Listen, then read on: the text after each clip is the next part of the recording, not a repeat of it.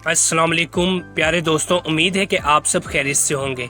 आज की हमारी जो वीडियो है इस्लामियात लाजमी की पेयरिंग स्कीम 2022 की है, जिसमें सूरत अहज़ाब और सूरत मुतमहीना में से 3 MCQs आएंगे, शॉर्ट क्वेश्चन 9 आएंगे और एक लॉन्ग क्वेश्चन आएगा। टोटल 25 नंबर का पेपर सूरत अहज़ाब और सूरत मुतमहीना में से आएंगे।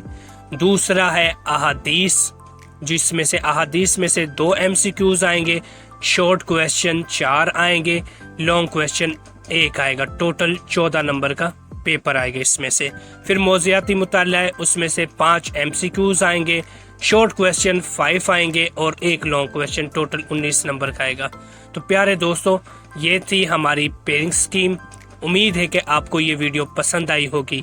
अगर आप चैनल पर नए हैं तो चैनल को सब्सक्राइब ज़रूर करें ताकि मेरी हर नई वीडियो आपको बआसानी मिल सके। अपना बहुत सारा ख्याल रखना, दुआओं में याद रखना। अल्लाह हाफिज।